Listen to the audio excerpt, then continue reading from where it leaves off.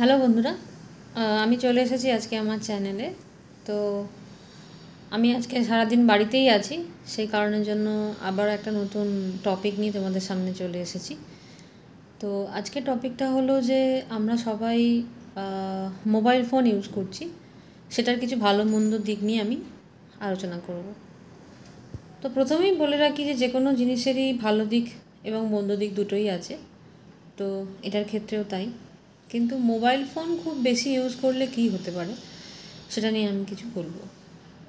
Mobile phone বেশি use করলে আমরা আমাদের নিজেদের যে সমস্ত লোকজন যাদের পরিসরে আমরা থাকছি তাদের সাথে বেশি ইন্টারঅ্যাক্টিভিটি করতে পারি না। মানে তাদের সাথে আমরা বেশি কথাবার্তা বা নিজেদের কোনো আলোচনা সেগুলো নিয়ে সময় দিতে চাই না, কারণ মোস্ট অফ দ্য টাইমস আমরা আমাদের ফোন নিয়ে ব্যস্ত থাকি এবং ফোন ঘাঁটতে থাকি সারাদিন। তো মানে যারা স্টুডিয়াস, যে সমস্ত ছেলেমেয়েরা পড়াশোনা করছে, তারা হয়তো কিছু মানে ভালো ইনফরমেশান আবার সেখান থেকে হচ্ছে যে কালেক্টও করে। তো ডিপেন্ড করছে এটা হিউম্যান বিইংয়ের ওপরে যে সে ফোনটাকে কীভাবে ব্যবহার করছে, ভালো দিকে না মন্দ দিকে। তো অতিরিক্ত মাত্রায় কোনো জিনিসটাই ভালো নয়, ফোন ইউজ করাও ভালো নয়। তো মানুষ যদি সারাদিন অন্তত একটা টাইমার সেট করে রাখে তার ফোনে, এবং সে যদি সেই স্ক্রিন টাইমটা সেখানে চেক করতে থাকে, স্ক্রিন টাইম এখন অ্যান্ড্রয়েড যেহেতু হয়ে গেছে সব ফোন, স্মার্টফোনেতে, তো আমরা স্ক্রিন টাইম দেখতে পারি যে আমরা সারাদিনে ঠিক কতটা টাইম আমরা ফোনের মধ্যে ব্যয় করছি। তো যদি খুব বেশিক্ষণ ব্যয় করে থাকি সেটা আমাদের মস্তিষ্ক বিভ্রাট করতে পারে, এবং সেটা এখন তো চলে এসেছে ChatGPT টুলটাও ফোনে আমরা ইনস্টল করে নিতে পারি। সেখানে আমরা যদি কোনো ইমেল লিখি বা আমরা যদি কোনো ড্রাফট অ্যান্ড এটসেট্রা যদি সেন্ড করতে চাই, সেগুলো আমরা হচ্ছে যে সহজেই ChatGPT ইউজ করে ফোন থেকে করে নিতে পারি।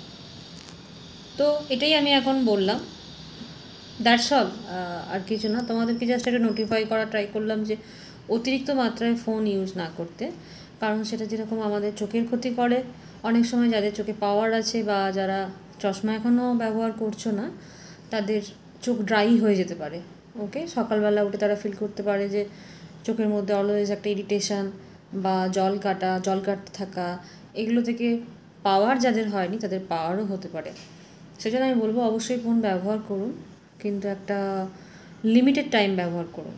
পারলে সকলকে রিকোয়েস্ট করব স্ক্রিন টাইমটা ফোনের মধ্যে অ্যাডজাস্ট করে নিতে। সেটা অ্যাডজাস্ট করে নিলে আপনারা নিজেরাই একটা নোটিফিকেশান পাবেন যে সারাদিন কতক্ষণ আমরা ফোনের মধ্যে টাইম ব্যয় করছি। সো থ্যাংক ইউ বন্ধুরা, বাই।